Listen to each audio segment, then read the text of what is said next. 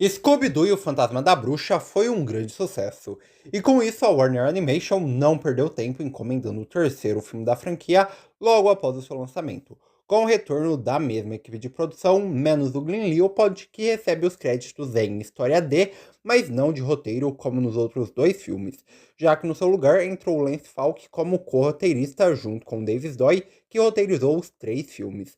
Não sabemos do porquê o Glenn não retornou para esse filme, mas com toda a treta que foi os bastidores de O Fantasma da Bruxa, não é difícil de se imaginar o porquê ele não voltou como roteirista.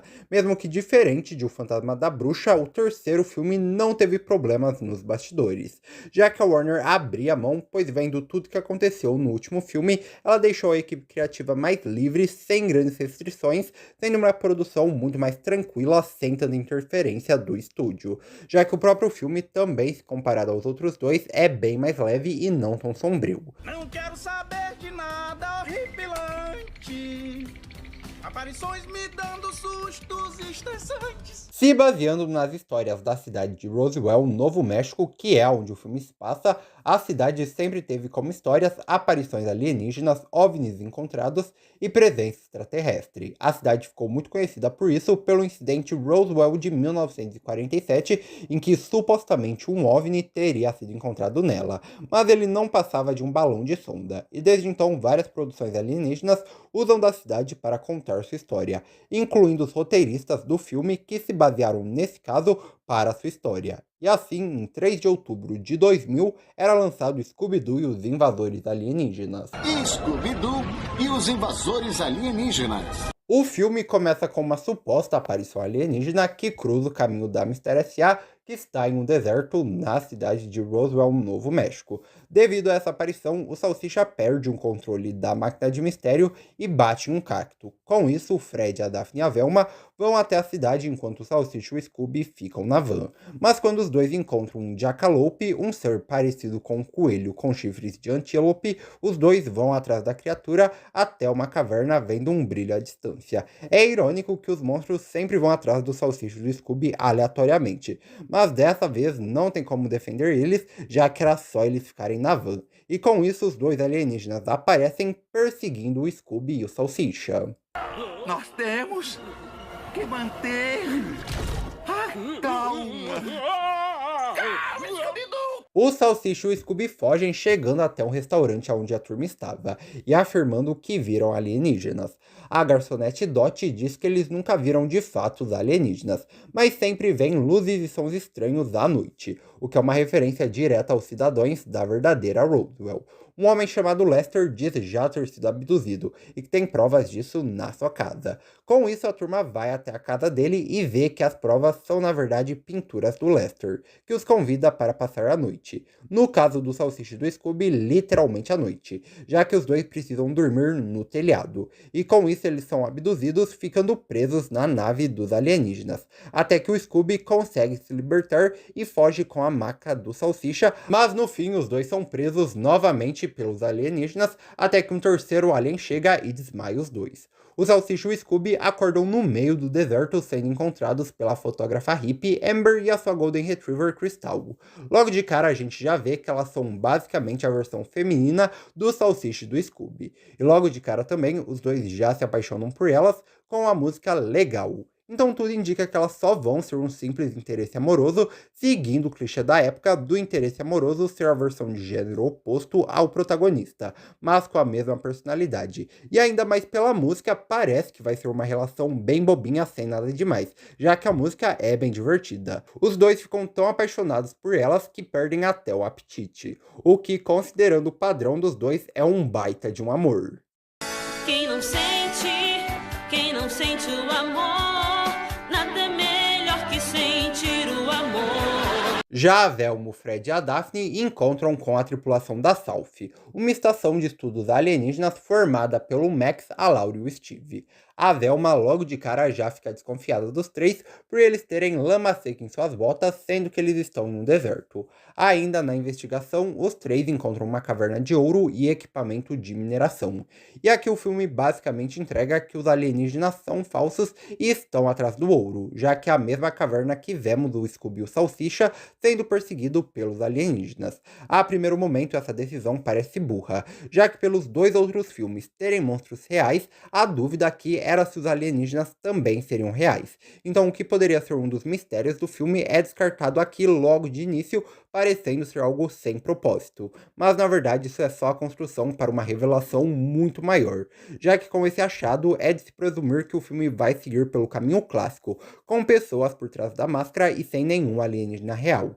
E assim, teoricamente, parte do mistério estaria concluindo, ainda mais porque realmente a tripulação da South parece muito suspeita. Então o mistério basicamente desde o início é desvendado. Ei, olha, Velma!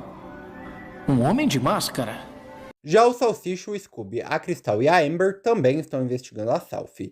E nessa cena a gente até tem uma referência ao fantasma da bruxa, com o Salsicha contando a Crystal o dia em que conheceu uma bruxa verdadeira. Mas na investigação, a Crystal revela ser uma agente do governo.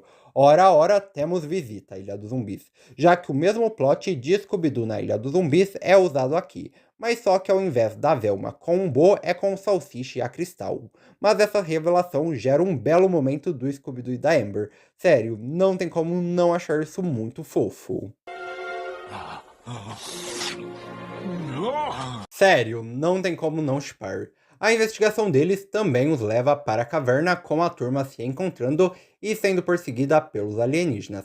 Acaba que o Fred, a Velma e a Daphne são presos pelos alienígenas, enquanto o Scooby, o Salsicha, a Crystal e a Amber caem de um barranco com policiais seguindo eles.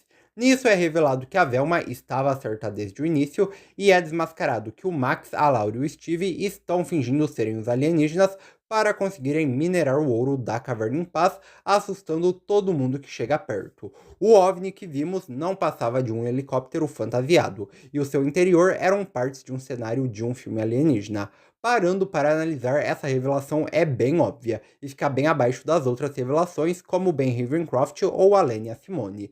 Eu não considero nenhuma revelação ruim, na verdade ela me lembra bastante os desenhos de Scooby-Doo.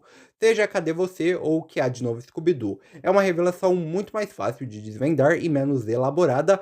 Facilmente esse caso dos alienígenas poderia ser um episódio simples de Scooby-Doo, e o filme sabe disso, porque ele é muito esperto em não fazer essa ser a grande revelação dele. E aí sim vemos por que ele é um filme e não um simples episódio. A gente vai viver! Já que a grande revelação do filme vem em seguida, já que após caírem do barranco, o Salsicha, o Scooby, a Crystal e a Amber são encurralados pelos policiais. O garoto e o cachorro até tentam se defender com golpes de Kung Fu, mas quem assusta mesmo eles são a Crystal e a Amber, que se revelam como verdadeiras alienígenas. Eu tô passada, chocada. Meu Deus. O que eu definitivamente não estava esperando por isso. O filme é muito esperto em esconder essa revelação, colocando a Crystal e a Amber como interesses amorosos aparentemente bobos. Até a revelação que elas trabalham para o governo, refazendo Ilha dos Zumbis, faz a gente pensar que vai ser só isso mesmo, como no filme original. Mas não, tudo é uma farsa, e as duas são as reais alienígenas do filme.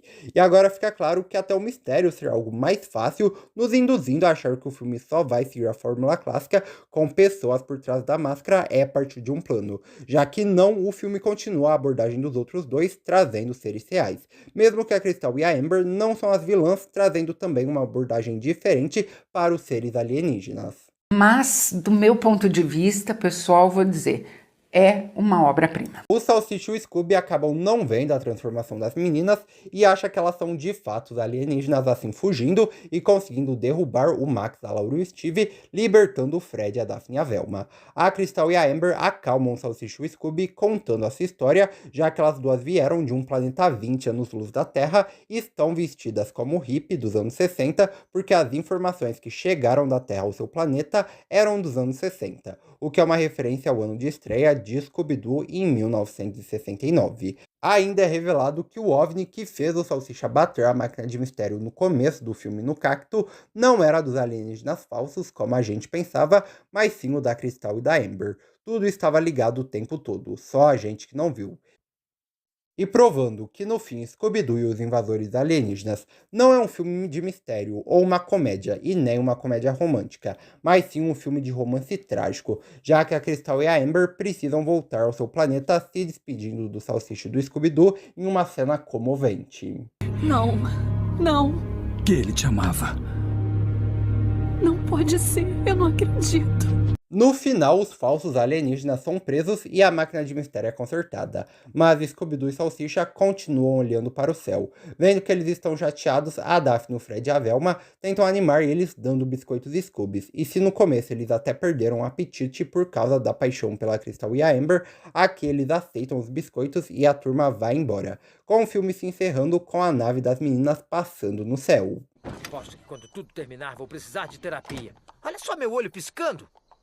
Como seus antecessores, Scooby-Doo e os Invasores Alienígenas foi um grande sucesso, e logo a Warner encomendou sua sequência que viria diferente, já que esse filme é o último da franquia Scooby-Doo a utilizar a animação tradicional sendo desenhado à mão, assim como Ilha dos Zumbis e o Fantasma da Bruxa, e é até por isso que esses 3 filmes têm um ar de mais antigo e atemporal em relação ao design dos próximos. Além de ter um sucesso com os fãs, o filme também foi um sucesso de crítica, com 80% de aprovação da crítica no Rotten e 62% do público. Eu não vou negar que dentre a era dos monstros reais, esse filme é o meu menos favorito, mesmo ele também sendo 10 de 10. Era disso que eu estava falando. Então comenta o que você acha de Scooby-Doo e os Invasores Alienígenas, se inscreva no canal, dá like no vídeo, ativa as notificações e tchau!